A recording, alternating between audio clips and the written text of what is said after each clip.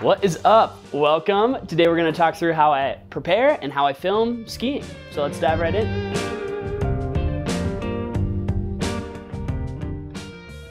Before we even get out on the mountain, I like to just lay out all my gear and see what I have. For preparing for filming, there's obviously a lot of stuff you have to prepare. When you're going snowboarding, there's also a lot of stuff you have to prepare. And so making sure you have it all laid out so you don't forget your boots or you don't forget an SD card or anything beforehand is a really nice way to kind of think through the experience and just make it all happen in a good and cohesive way. So walking through camera stuff, having a small camera is a really nice way to begin. Upgrading to a bigger camera, there's more things you have to think through, more accessories you have to bring. But if you're just filming your friends or kind of just starting out, having a small camera is fine. Really, if you're just filming on your iPhone or a small GoPro, as long as you're out there practicing filming while skiing and making a ski film, it doesn't matter what equipment you have. This is obviously like built over the years of having a lot of experience being a cinematographer and owning equipment and buying equipment and building up my stock of what I have. But this does not come overnight, and you do not need an 8K red camera to film skiing. Whatever you have is totally fine. Here's my backpack that I'll chuck in lenses and accessories and filters and batteries and all sorts of different things. It is also nice if you're on a longer day shoot to have something that's really nice for your back.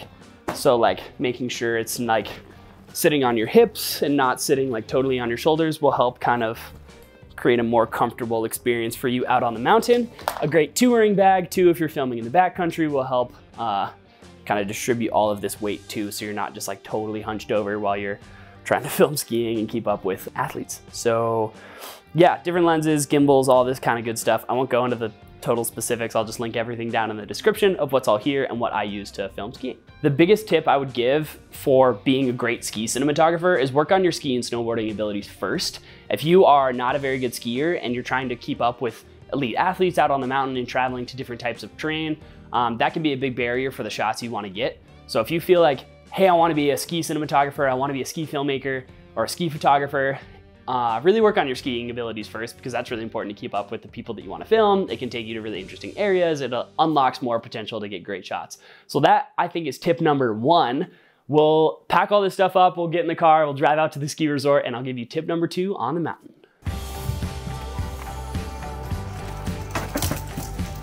I'm gonna be skiing and climbing and running today. Just Boulder, Colorado. Okay, so we're just driving up to the ski resort right now. One thing I like to do on the way up is kind of mentally think through the shot list that I have. So pre-production is really, really important. Obviously we saw packing and how important knowing where your specific gear is and how the whole day is gonna line up, but also thinking through the creative aspects of the day and what shots you wanna get, where on the mountain you wanna be, knowing where your light is going to be is all really important. All right, so it's a little cold today. So there's some things to think about when you're filming in cold weather. One thing is making sure the batteries stay warm. So I have batteries in my pocket here, extra batteries for my microphone here. I always wear 2 layers of gloves. So I have these kind of running gloves, which is great for using a gimbal and having more, motor functions. And then when I'm not filming and I'm sitting on the lift or kind of just waiting for the next shot and we're prepping stuff, I'll put these bigger gloves back on. So in case my hands do get cold, this is a good way to warm them back up. If it's really, really cold, sometimes what I'll do is I'll put hand warmers in my pocket with the batteries to keep the batteries extra warm so they definitely don't die as well. Because the worst thing is if you're out filming and all your batteries are dead, the day's over. So making sure you're just kind of thinking through with ways to keep things warm, yourself and your equipment.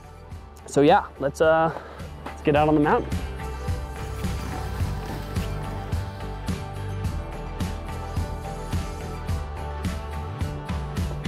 Woo!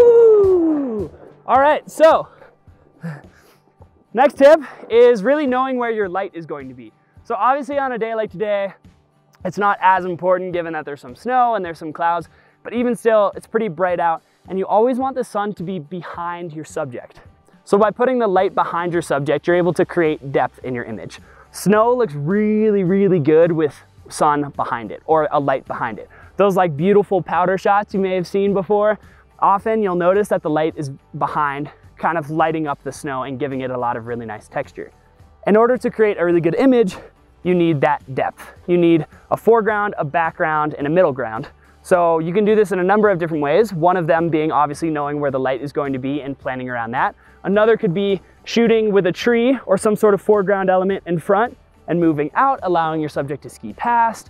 One app that I use that I love is called Sunseeker. I'll put that in the description. Sunseeker allows you to kind of put your phone up to the mountain and see where the sun arc is going to be. And I use that for every sort of pre-production shoot, some scout days that we use. And even when we're on the mountain for a documentary shoot, I'll use that and think, okay, where are we gonna be? Where can we put our subjects so that the sun is behind them? So just things to think about while you're out here. And yeah, let's go film some stuff.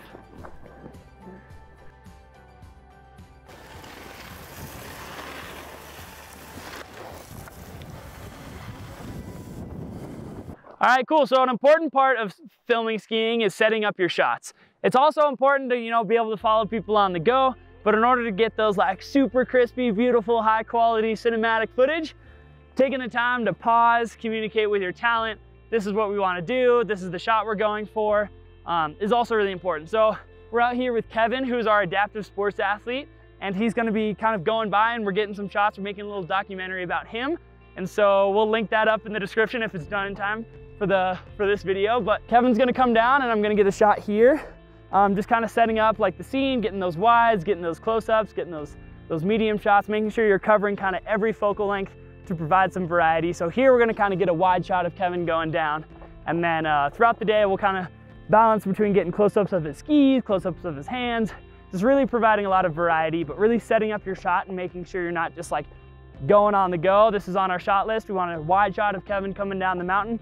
And so yeah, we'll get him started here. Normally I have walkie-talkies to communicate when we're ready to go, but this will have to do for now. Just the good old classic wave. Ooh. Yeah, that's not how I like to start the day.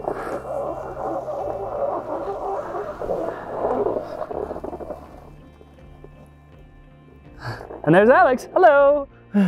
Some people haven't been here, in a month and a half. So that was this side right here. Yeah, I know. I saw the close on and I was like, all right, I guess that's it. I guess that's the end of the season. Yeah, it melted a lot. It has, yeah. Even yesterday. Like being in front of the camera, do you have any tips for kind of like, yeah, being in a ski film? Yeah, for me, just act like you're not in front of the camera. Just, yeah, just like you're just skiing and the camera's not there. And go ski. Heck yeah. Well, let's do it. Let's go ski. Let's rock and roll.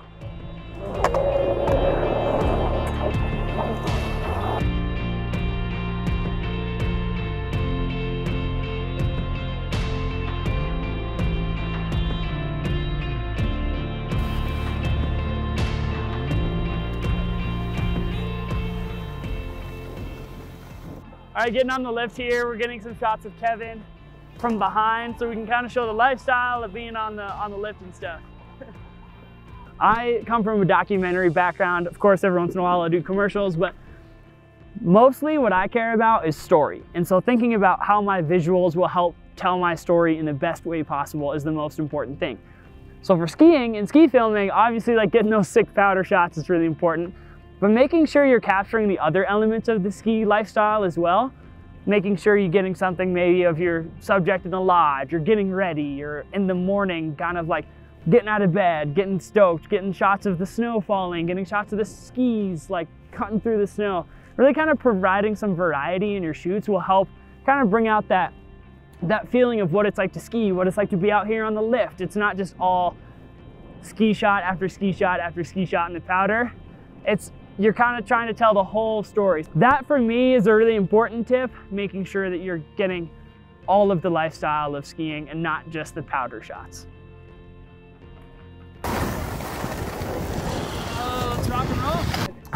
Yeah, it's so cool to see how far you've come. Like you're like, because I remember when we first talked, you're like, yeah, someday like my goal is just to like ski the mountain on my own. Yeah. And then you're like, and then I want to do a blue. And then you're now like crushing blues, doing blacks. Yeah.